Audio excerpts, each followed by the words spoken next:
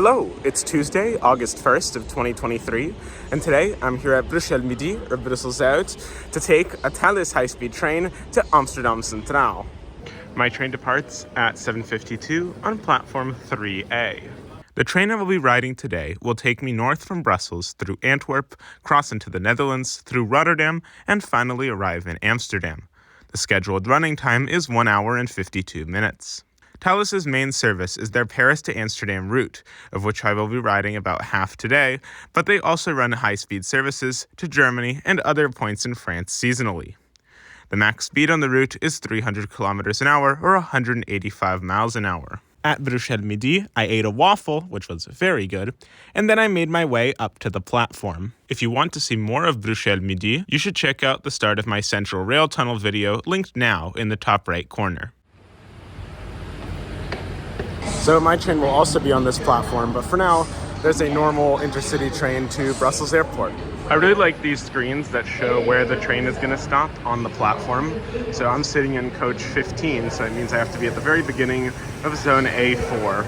I also thought that there was going to be 18 coaches, but I guess they start counting at 11 for some reason. Maybe because the train doesn't occupy the entire platform and one would start here.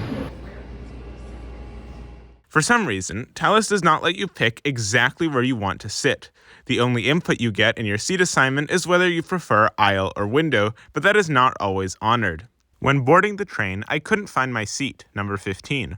When I asked one of the guards, I was told to sit anywhere in car 14, the seating portion of the cafe car.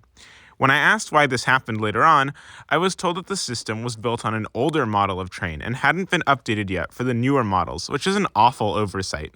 Luckily, this did not happen on the other Thalys journeys I made. After picking out a seat in this nice and empty section, it was time for a seat review. The seats were quite comfortable and were made of this nice red velvet material, but they could only recline a very tiny amount, which is a bit disappointing. Each person had a USB and standard outlet to themselves, which is greatly appreciated and still rare on trains. There was an interesting cup holder that I did not test, and also a nice sturdy tray table.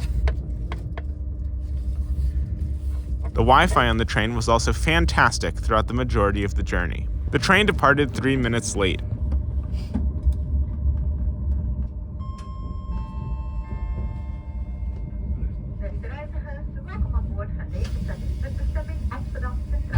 And we started north through the Brussels Central rail connection, passing by Brussels Central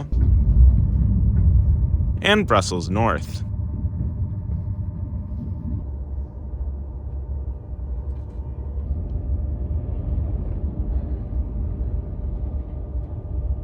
The train then continued onto the minor high-speed section between Brussels and Antwerp,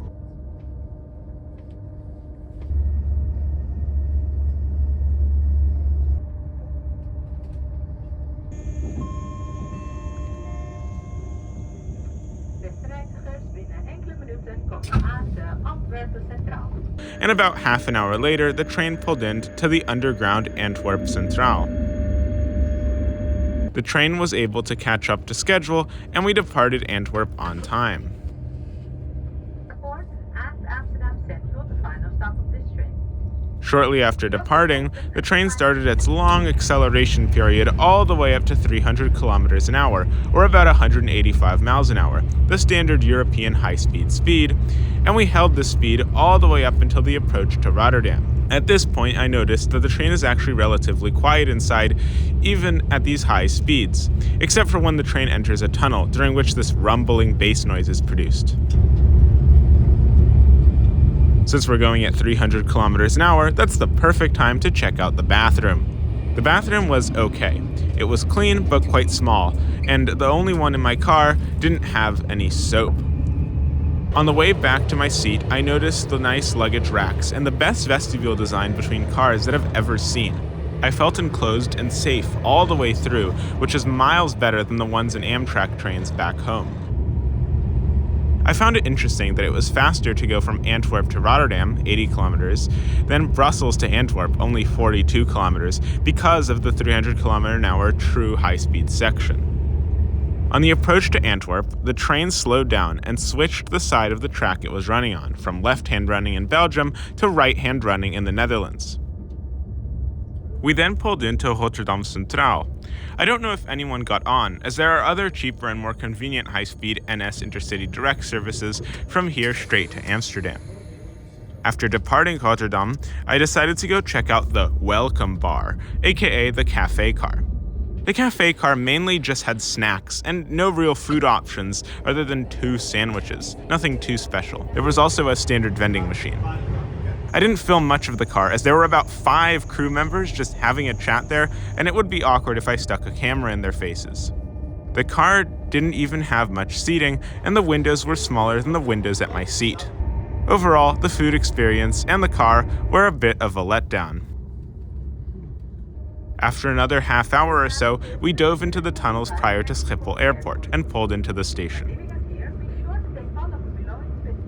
I think Schiphol Airport Station is one of the best airport train stations in the world, as there are trains to pretty much every major town and city in the country, and even trains, like this one, to international destinations. It is not possible to buy a ticket on the Thalys from Schiphol to Amsterdam, as it wouldn't even make sense, so naturally, no one got on. Local options are way more convenient. While there, this ominous alarm started ringing, but nothing came of it, and we continued as normal, although a bit late, to our final stop, Amsterdam Centraal. It is only a 15-minute ride from the airport to the central station on the Thalys. We rode in the middle of and over the Amsterdam Ring Road and also alongside the metro.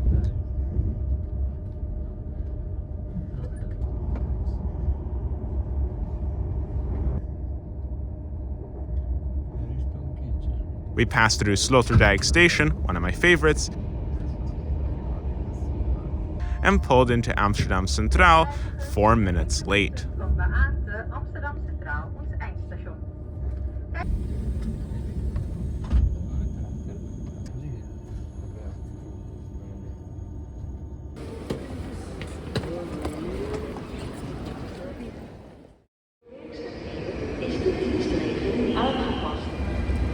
So, made it to Amsterdam Centraal pretty much on time, 4 minutes late. Station is very beautiful. I think I'll give the trip an 8 or 9 out of 10 because although it was quick and convenient, the seats didn't really recline and the cafe car was very disappointing. Also, the bathroom didn't have any soap. Side note, to exit the station, I have to scan my QR code on the barriers, as with all stations in the Netherlands. But with all that said, thank you for watching and see you in the next video. Bye!